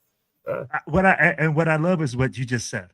I think for me, it depends more on your scouting than it does. It does. Yeah. Right. I mean, those of us who watch college, we all have our preference based on who we watch, what we watch, who we scout. Rundown can give you a great fucking thing, right? So can 805. LV Raider 10. Nate loves college football, can break that shit down too, right? Other people are like, well, I just watch the big games. I watch the big games, so I see on prime time and I see who's on there, which is fine. But that's when you see them. Bryce Young, the shrimp. Yeah, exactly. The height. Yeah. Mm-hmm. And I get that. So that's where I go, like, for me, I think it's more important that we have the people in place in order to evaluate these players and make the right draft pick, because I'm so tired of seeing the Raiders go number 4, Cleveland Farrell. But that was gruesome. I'm saying the Raiders because it says their organization, right? Yeah. As a team, how many times have we had a first round draft pick that we go like, oh yeah, this guy? I'd be like Tyree Wilson. Another one. Now Jack Besh is on that list because I ain't seen Jack Besh and we drafted him at number 2. Oh, careful. 805 month. Yeah. In the second round. And it's again, we haven't utilized him. I'm not saying that he's not a good player, but we haven't utilized or developed him. Mm-hmm. So that's another thing. We waste players in the first round pick. And it didn't matter whether we drafted high or low. And when you do pick them, you have to give them time to develop. Oh, I'm so glad you said that, Will Ferrell. Yeah, some people don't understand. 9 times out of 10, you need to develop them. These kids 100%. Are coming in here. The kid out of Alabama, this Saturday, Simpson, this Saturday is only going to be his 13th game that he started. 13th game. Right? Yeah, people want to say you have to take him at 1 because he's an automatic starter. You're telling me a kid who's only played in 13 games? If you're not careful, you can ruin that kid. Right? Mendoza played over here, right? And then he fucking went over to Indiana. Has more games. I think like 20-something games, right? So these kids play different amount of games. Anthony Richardson had all the physical abilities, man. But this kid had only played 1 season at quarterback at Florida. Yeah. And Indianapolis did him dirty by just throwing him out there. And do your thing with your ability without fucking grooming and coaching this kid. Yeah. So I'm going to ask you this. Do you think if we were to draft a quarterback at 1, that we're patient enough? Hey, be quiet. It depends who it is. The one that's NFL ready is Moore and Mendoza, I think, are more of the NFL ready ones. Yeah. Mm-hmm. Don't get me started with Jack. Yeah. We watched the draft together. Oh man. So let me ask you this, Cheeto. we talk about positivity. We talk about this team. We talk about you know a lot of different things. What is your hope for the future, and what do you see this team doing in the offseason? Because I'm not going to go as far as saying the draft, not even free agency, because I have no idea who they'll re-sign, anything like that. I want you to tell me for the end of the season, what do you see? What are you thinking? And Like, what do I expect to see from the team, yeah, like, or what do like I what, want to see? both. What I expect to see from the team is the same old shit, different week. Him putting the rookies out there sparingly, right? Then being asked why. Oh, I'm just giving them a chance. They're not ready yet. We went with this guy because we thought he had a better week of practice than this guy, right? Like at this point, like you should be starting Rogers. Grant might not be ready, but let's start getting him warmed up. On the defensive side, Pegues, Tonka Hemingway, get them up there on the fucking defensive line front. See what they have going. On the quarterback, Porter should be fucking playing the whole time. Let Porter play. He's a new corner. He needs the game time. He needs the experience. The wide receivers, Jack Besh, number one wide receiver. Make that motherfucker number one. Put him at the one. You know, See what he can do. Thornton at the 2, Tucker at the 3 in the slot. Right, see what he does. Mix them around, mix it up. See what they can start doing. That's what I would want to see. But we're not going to see. We're going to see the same shit we've been seeing all year because Pete won't change that. Even with Chip Kelly gone, we saw the same shit over and over. And that right there, what you said seems so fucking logical to me. Why is it that the things that are logical our team doesn't do? We're already at the back end. I don't want to hear Pete Carroll telling me that he wants to win games, that he's going to make the Raiders into a championship contender this year, that we're going to go to the fucking Super Bowl. Yeah. Like, everybody was at the beginning. You could end the season on a losing record and still have something positive on a high, yes. The and way Detroit did with Campbell, right? That year they knocked out Green Bay out of the playoffs. That's what I want to see, bro. And that's something that would give me hope. That would something that I could actually do a show and be positive about. Like if our last game, Kansas City needed a win to get in, and we knocked them out. But then now you're going to start the argument in the nation. What good does that do? Look at our draft position. Here's the thing again. I'd be like, right, 805. Draft position doesn't guarantee us the player. No, you could always move up, trade, whatever. Yeah, they can trade, but it gives you a better chance to get him. Yeah, and Diego Pavlia might be a good quarterback for the Raiders. He might be, but I'm going to tell you like this: if he doesn't get his brother under control, that dude is going to have because they're going to see him as a quarterback that's bringing problems to the team. His brother's been arrested twice at the game. Okay, can we start looking at coaches shit before we start doing that shit to players too? Hey, we should. There's shit, right? You should be doing your venting of your players and your coaches. That's all a part of the structure. But I'm just saying, I'm like, when you start seeing all that, right? You start seeing the problems that like Pete Carroll has because he has his son. Are you going to really bring a quarterback that his brother's just getting arrested and known to throw parties and have issues with the fans? You're not going to want to bring that. No. So no matter how big and quality you can win the Heisman, bro, you got more problems than people want to deal with. Diego's problem isn't so much that it's his size. He's undersized and doesn't have the arm. But what Diego does have is the heart and the ability to win. Is what he has. He's a Drew Brees. He's a Drew Brees. He has the ability to win. His arm might not even be as good as Breeze's was. But yeah. And that's what I'm like, bro. There's factors that he has that you can't attain.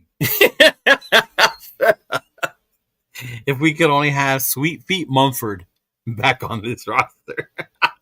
The true number one wide receiver talent. Oh my gosh.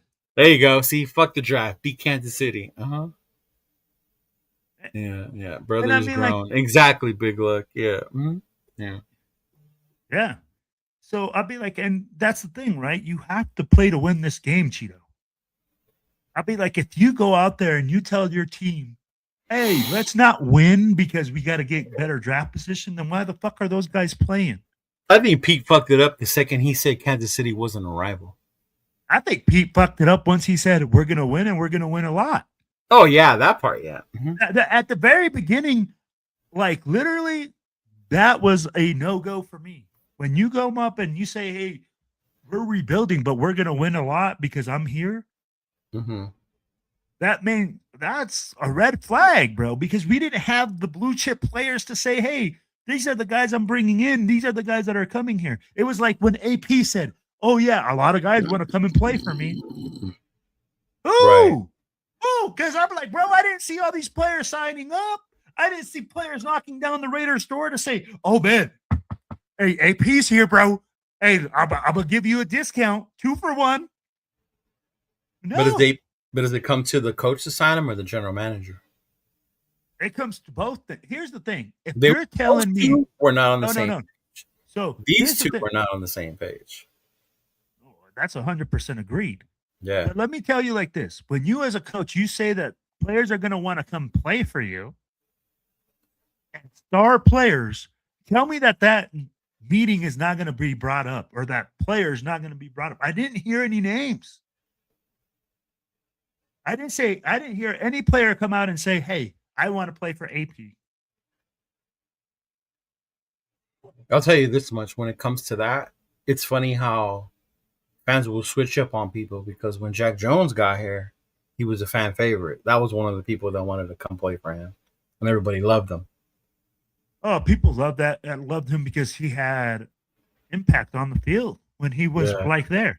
Mm-hmm. Until the second season where people saw that he couldn't develop and he was always lost in coverage and he got exposed. Mm-hmm.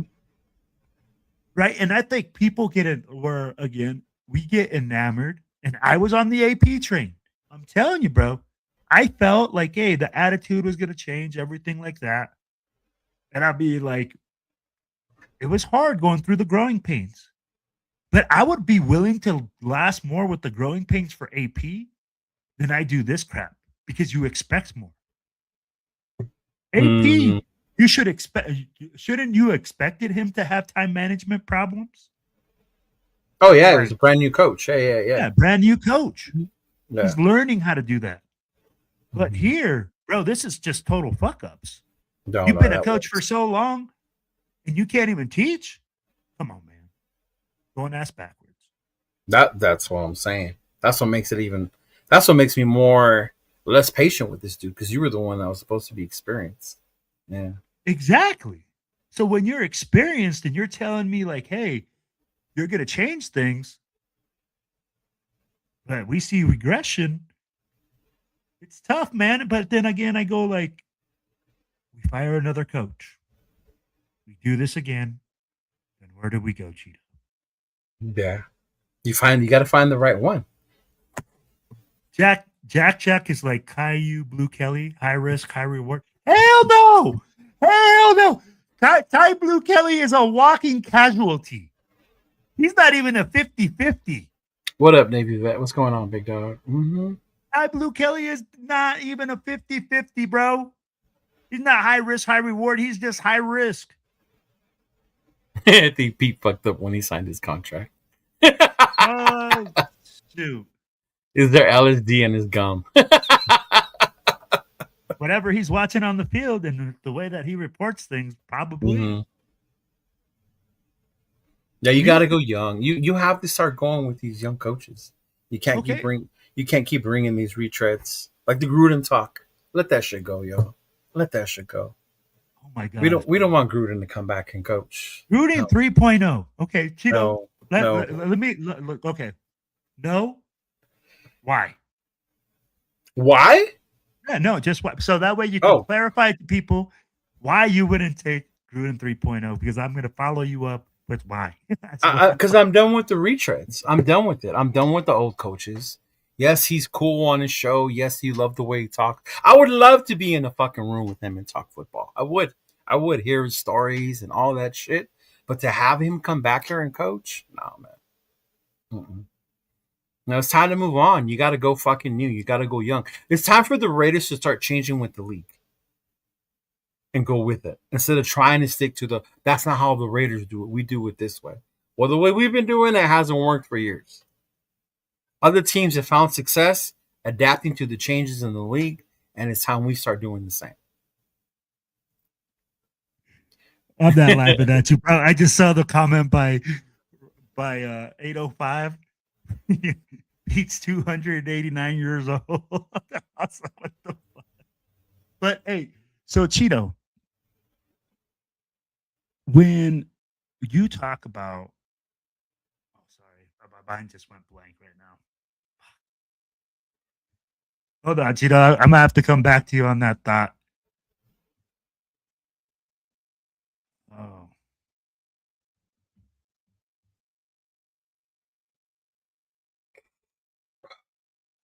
Fuck. Bro, what were we just talking about? My mind just went blank. Gruden. Okay. You said you were When going to give your Gruden, reasons why not no. Gruden. So Gruden, okay, I want to articulate it well. What the fuck have we seen with Gruden 3.0 that we haven't seen with 2.0? I agree with you 1,000%. Why do we live in the past? Oh, this was the comment I wanted to bring up. Which one? Somebody, okay, I was actually listening to another podcast. Oh, okay. I was listening to your boy Q. Comes out and says, the Raiders have an identity. They're physical. They're tough. They run the football. They hit the big ball. They've just lost it. We haven't been that in so long. I didn't see it. Exactly. Tito, when have you seen this team be fast, physical, just throw the deep ball and catch the football and make big plays? I haven't seen that since 1983. Yeah. Why are we so delusional with trying to hold on to the past that we want to bring back Gruden? That we want to draft the fastest guy in the draft? Why? Why do we do that as Raiders fans? We know that that's not the solution. Bringing on guys that are retreads. I haven't seen anything from John Gruden for 10 years. Well, when's the last time he coached? 2003 or 2020?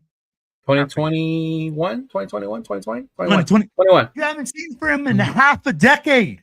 Yeah. What is he going to do with this team, Cheeto? What is he really going to come and do that every single other team that he's seen and offered him a job? What is he going to do with this team? Nothing. So why? Why do we live in this dreamland that Gruden, that somebody from our past is going to come and save this team? Right. That living the way that Al Davis drafted and doing the stuff that he did, that this was going to make our team succeed. Right. I don't know, but I get it. You get enamored. Jeff always says that people fall in love with players. I think people fall in love with personalities as well. And the Raiders, we're the worst. Yeah. We fall in love with every single person that walks in the door.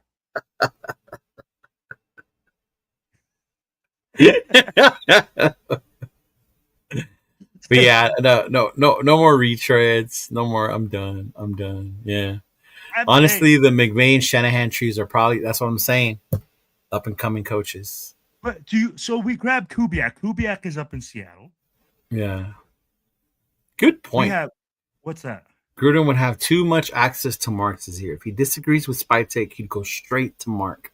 Creates another dysfunctional situation. Exactly. Yeah. We're dysfunctional as fuck regardless. Yeah. You got to remember, Gruden's the reason we didn't land Tom Brady, because he wanted to continue playing with Carr. Or so it says in the rumor world, right? No, yeah. That I wouldn't know. Mm-hmm. Oh, man. Killer players. No, that's true. Yeah, true about that. No longer killer players. I think that's part of JPJ's liked. I love Max pushing. Yeah. Mm-hmm.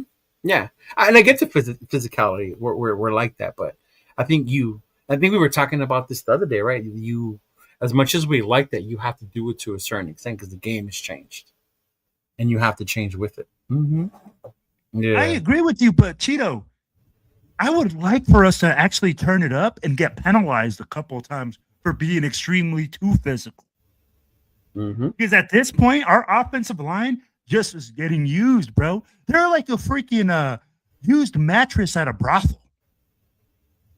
That's how often our offensive line is getting used. You did not just say that. That's funny. Yes, that's exactly how bad our offensive line is getting used on a daily basis, just getting worked. This one, yeah. So, I mean, at the end of the day, bro, something has to happen. Yes, I said brothel. He's a brothel. That's how old he is, bro. Hey, He said a brothel. at the bunny house. Like He's a gonna go- mattress at the bunny house. He's gonna go ask Miss Kitty for the house special.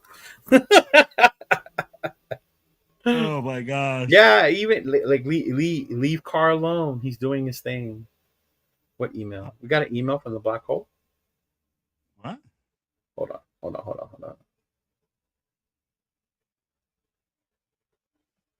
Probably stop being negative about the team. Let's see. Oh, it's a form we have to fill out. Every chapter leader is required to complete a chapter leader check-in form within the next 7 days. Ooh. Ooh. Chapters that do not complete the form by the deadline may be marked as inactive until the updated information is received. Ooh.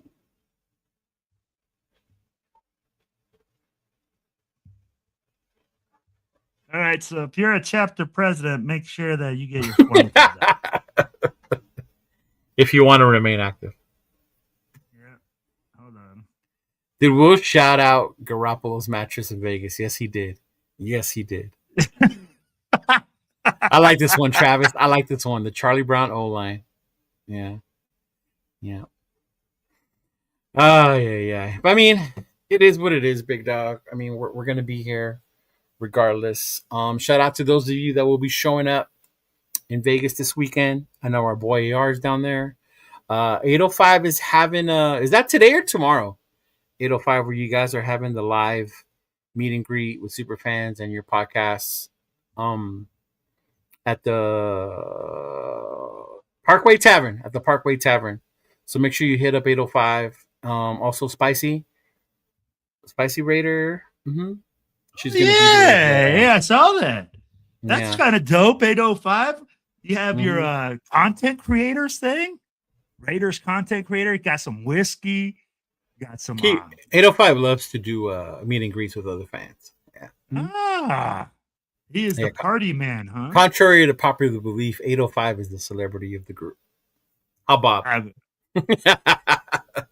Agreed, man. I'm like, the guy's holding watch parties, all sorts of stuff. Yeah, Parkway Tavern. I believe it's at 6:00. Yeah. Oh, Cheeto. Hmm. So, just to change the subject a bit, because I mean, like, talking about the Raiders is just so depressing. And, like, you know, right now at this moment, I feel like a dark cloud is over the Raiders. How do you feel about going to Houston? How do you feel about going to a new place and, like, trying some new food and hanging out with some other Raiders fans? I'm excited. Definitely not going to eat no Tex-Mex spots. If you take me to any Tex-Mex spots, I'm not going to go. Me and Chona have decided we're sticking strictly barbecue because we are in Texas. Yeah. Okay.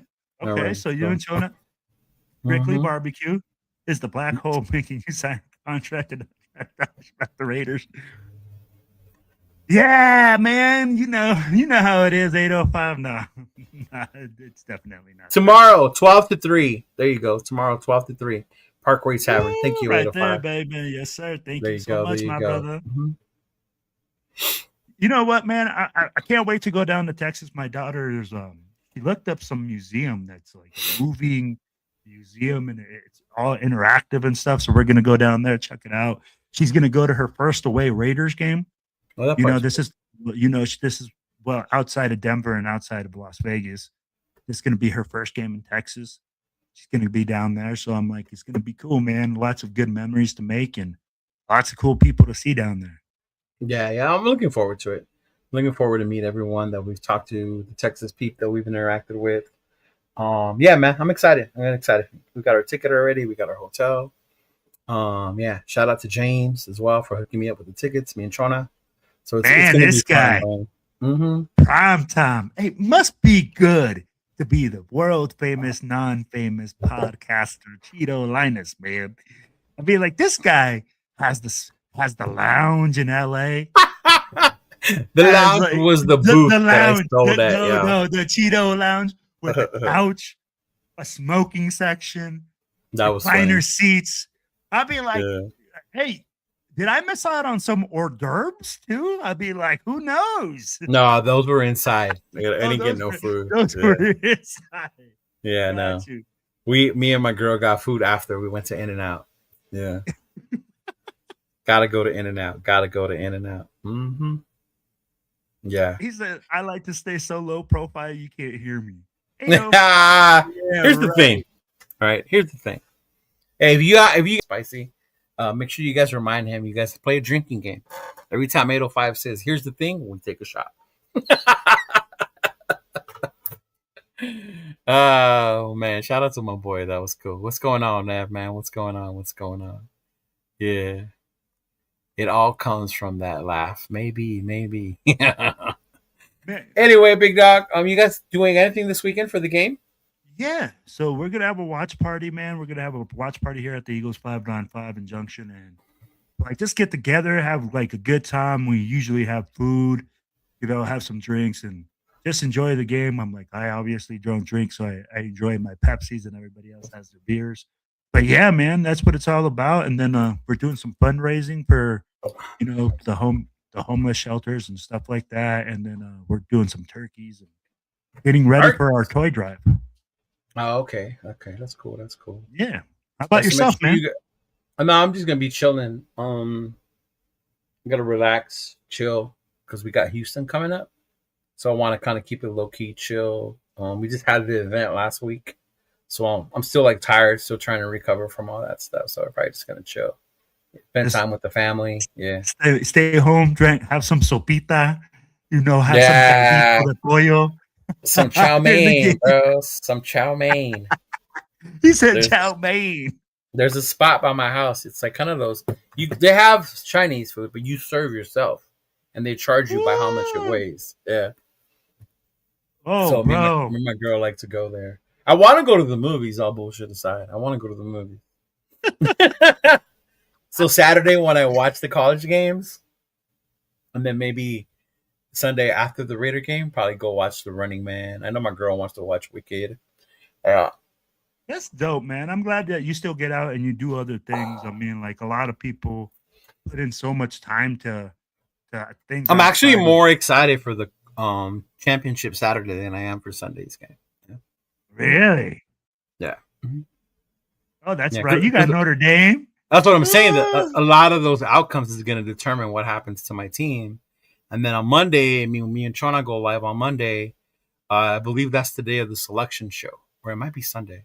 But either way, we'll go over the playoff. I thought it was the Sunday selection show. I think so. So either way, me and Chona will go over the results and see what happens with that. Yeah.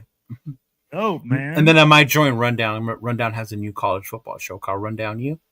Yeah, man. I was watching some of it, and I saw you guys all in your college jerseys and stuff, and I'm like, yeah. Man, this is dope. Yeah, so I might do that. But other than that, man, just chilling. Hey, those of you who tuned in, thank you. Thank you for tuning in, watching us. We'll be back again next Friday. Hopefully, more positive. Shoot, absolutely, bro. And if within 7 days, hopefully with an active club still, because some of us love to procrastinate. Bro, they asked for the address, and I'm like, Fuck, I forgot the location address. Yeah, so we'll see how that goes, and then all right. No, man, it's all good. But hey, Cheeto, thank you so much, brother. I always love hosting the show with you. I love sharing the time. Hey, Jeff, thank you guys so much for listening. I appreciate y'all. Man, it's such a good time. I hope to see y'all and meet y'all in person. If you guys are in the chat.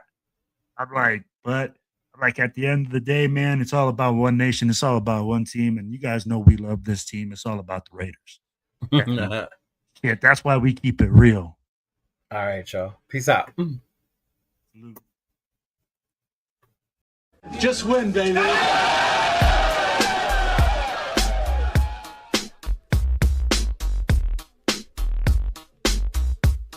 Look, check it out. All black with a hoodie, snapback with a snap on. Long white socks, me mugging like I'm King Kong. With them all black Chuck Taylors. West side and this bitch yelling Raiders. Thuggin', cause we know with it. Motherfuckers like y'all suck, but we don't give a fuck, nigga. We deal with it. Y'all jacking to the nigga fucked up with the quickness. Parking lot scribbles, giving nigga the business. Shh, quiet, the fuck you mean? We yelling Raiders, bitch. Like fuck your team, you wanna talk your shit. Get sad like Scream Stadium, take off, nigga. Homicide scene. Oakland to LA, LA to Oakland, Las Vegas, Sin City, steady smoking. Raiders looking to get another ring like fuck y'all haters, nigga. Y'all know I mean, we yelling Raiders, bitch. Y'all know what's up, like Raiders, bitch. Quick get two niggas up like Raiders, bitch. I show no love like Raiders, bitch. Nigga, we don't give a fuck.